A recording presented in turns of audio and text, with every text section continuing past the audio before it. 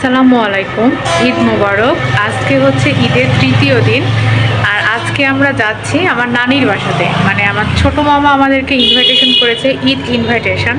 তো সেখানেই আমরা যাচ্ছি।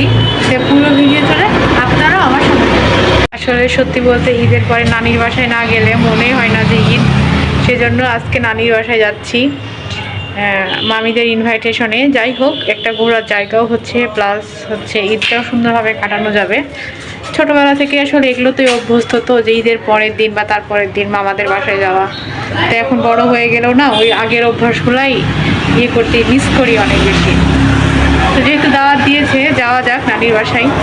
তোর এতদিন পর নানির বাড়িতে যায় কেমন অভিজ্ঞতা? আলহামদুলিল্লাহ, ফিলিং সফর আছে কাঁচা কলা এবং কাঠা নিয়ে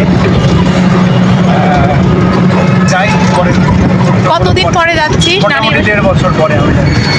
আচ্ছা, ঠিক আছে। আর গাইজ, এগুলো হচ্ছে সূর্যমুখী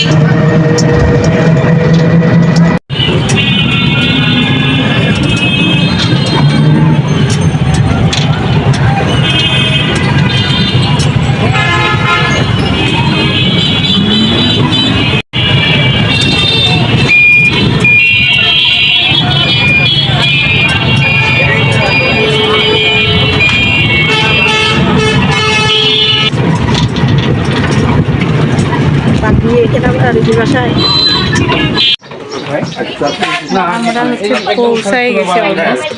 এই তো নানির বাসা আর কি। মা বাড়ি গরম দোকানে যে দাঁড়া থাকতে শুরু করে দিল।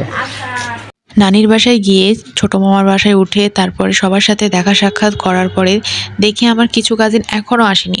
তাই টাইম পাস করার জন্য আমি এদের সাথে কিছুটা সময় লুডো খেলছিলাম। তারপরে আর কি কিছু কাজিনের ছেলে মেয়ে আসলো, এরা আমার সম্পর্কে ভাগ্নি ভাস্তি। তারপরে আমরা সবাই মিলে একসাথে অনেকটা ফান টাইম কাটালাম। দুপুরে খাওয়া দাওয়া শেষে কিছুটা রেস্ট করার পরে আমরা যাচ্ছিলাম নদীর ধারের উদ্দেশ্যে, মানে তালাইমারিতে যে নদী ধারটা আছে আর কি, শহীদ মিনার, ওটার উদ্দেশ্যে যাচ্ছিলাম। তো আমরা সকলে একসাথে যাচ্ছিলাম। তারপরে যে যার মনে হয়তো বাসায় চলে যাবে। জীবনে এক সময় আমরা অনেক বেশি ব্যস্ত হয়ে যাব, এরকম গোল্ডেন মোমেন্টগুলো হয়তো আর কখনোই আসবে না। তাই সবাই যে যেখানে থাকেন না কেন একসাথে। গাইস, আজকে হচ্ছে আমরা নানির বাসা থেকে নদীর ধারে ঘুরতে আসছি। আর এটা হচ্ছে বাদুরতলা মসজিদ। তো চলেন, আমি মূলত আজকে শহীদ মিনারে ঘুরতে যাব, মানে সবার সাথে আছি। আপনারা তো দেখছেন, এই তো আমার কাজিন ভাবি। তো চলেন, পুরোটা সময় আমার সাথে থাকেন। আর এটা হচ্ছে পিছনে বাদুরতলা মসজিদ। তো যেটা বলছিলাম, সবাই একসাথে হয়ে ঘোরা উচিত, সবাই সবাইকে সুন্দর একটা টাইম উপহার দেওয়া উচিত। কারণ কে কখন ব্যস্ত হয়ে যাবে এটা তো বলা যায় না। তো এখানে আমি আমার ভাবির সাথে হাঁটছিলাম। আর এই রাস্তাটা আপনারা দেখছেন, এটা কিন্তু কিছু বছর আগে খুব সুন্দর ছিল, এখন ভেঙে নষ্ট হয়ে গেছে। তো ছোটবেলা থেকেই যেহেতু এইখানে যাওয়া আসা করা হয়, খুবই পরিচিত একটা জায়গা, খুবই পপুলার প্লাস পরিচিত।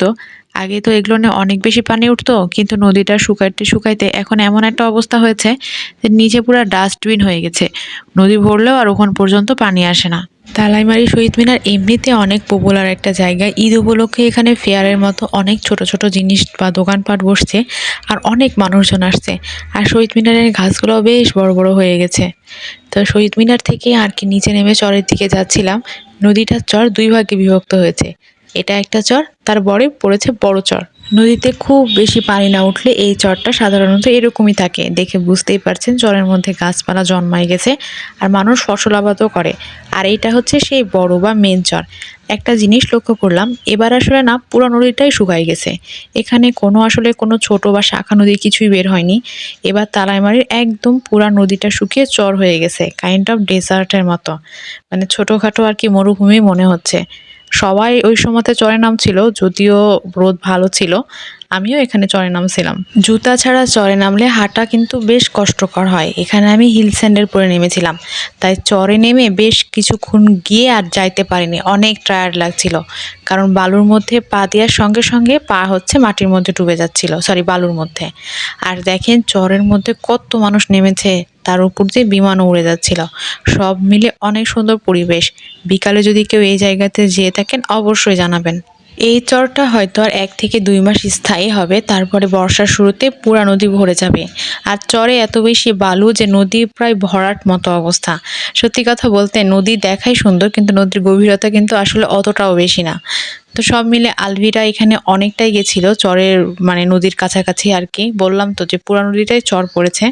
আমি বেশি দূর যাইতে পারিনি, তবে চরের আশেপাশে যে পরিবেশটা দেখেন কত সুন্দর, কোনো মানুষজন না এই সেই।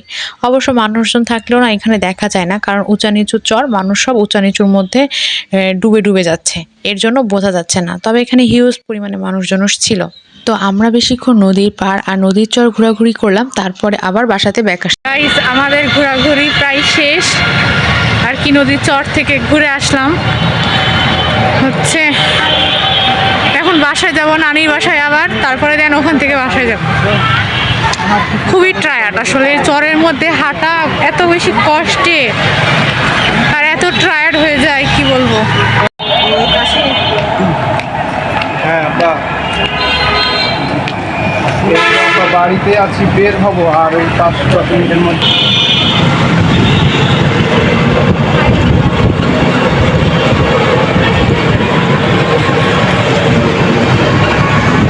পুনরায় নানির বাসায় গিয়ে একটু বসে রেস্ট করে সবার সাথে একটু আড্ডা দিয়ে সন্ধ্যার পরে আমরা আবার বাসাতে ব্যাক করছিলাম। এই ছিল দৃশ্য।